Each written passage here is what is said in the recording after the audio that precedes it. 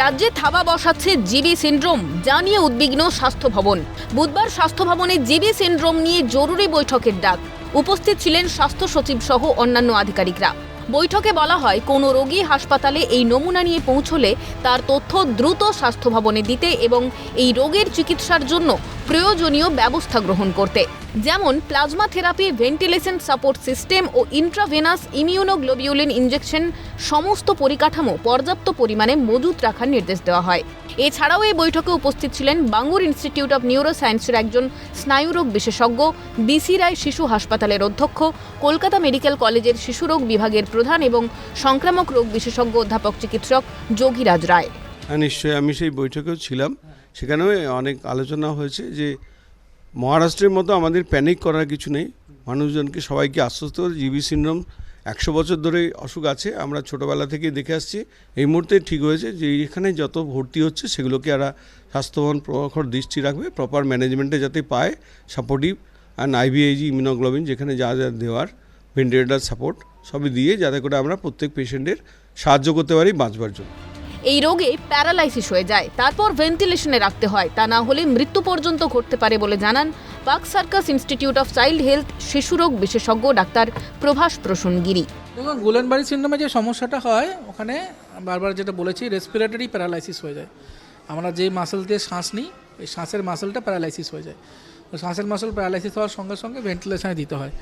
যদি শ্বাসের muscle paralysis হওয়া সত্ত্বেও আমরা কোনো কারণে বাচ্চাকে ভেন্টিলেশনে না দিতে পারি, তাহলে রেসপিরেটরি ফেলিওর হয়ে মারা যেতে পারে।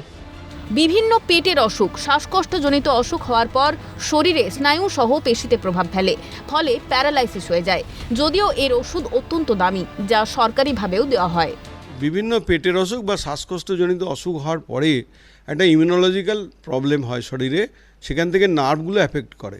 সেই নার্ভগুলো ছোটো পায়ের থেকে শুরু হয়ে সারা শরীরে ছড়িয়ে পড়ে, এমনকি খাওয়ার মাসেল, চেস্টের মাসেল, শ্বাস প্রশ্বাসের মাসেলও অ্যাফেক্ট করে।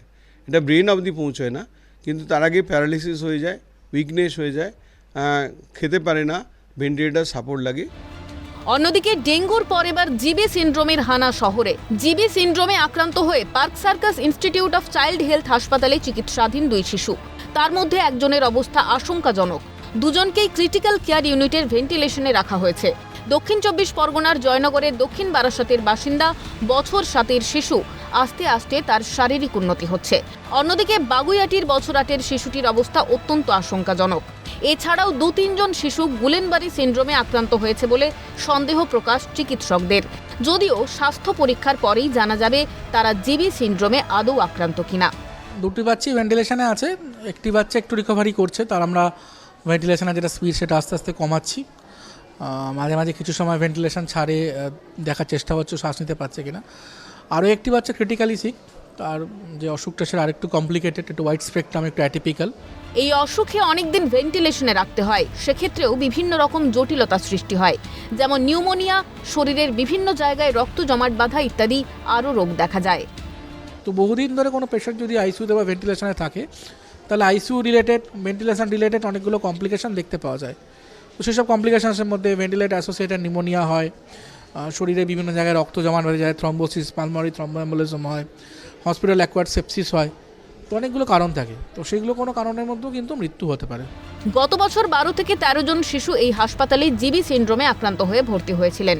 তাদের মধ্যে একজন মারাও গেছিলেন বলে দাবি চিকিৎসকের। গুলেনবারি সিন্ড্রোম প্রত্যেক বছরই হয়। গত বছরেও আমরা একটা সময় একটা বেশ ক্লাস্টারিং অফ কেসেস পেয়েছিলাম। অক্টোবর 23 টু জানুয়ারি 24 অবধি ক্লাস্টারিং অফ কেসেস পেয়েছিলাম। অলমোস্ট গত বছর আমরা এই সময় 12 থেকে 14টা পেশেন্ট পেয়েছিলাম। সারা বছরে তার আগে ইউজুয়ালি আমরা 8 থেকে 12টা পেশেন্টের ট্রিটমেন্ট করি। তো ওই সময় একটা শর্ট স্প্যান অফ 3 মান্থসে আমরা 14টার মতো পেশেন্ট পেয়েছিলাম। হ্যাঁ, একটি পেশেন্টের ডেথ হয়েছিল। ওটা 2023 সালের অ্যারাউন্ড ডিসেম্বর মাস নাগাদ। 10-12 বছর বয়স ছিল। ক্যামেরায় প্রসন্ন নস্করের সঙ্গে বিক্রান্ত রায়ের রিপোর্ট, ক্যালকাটা নিউজ।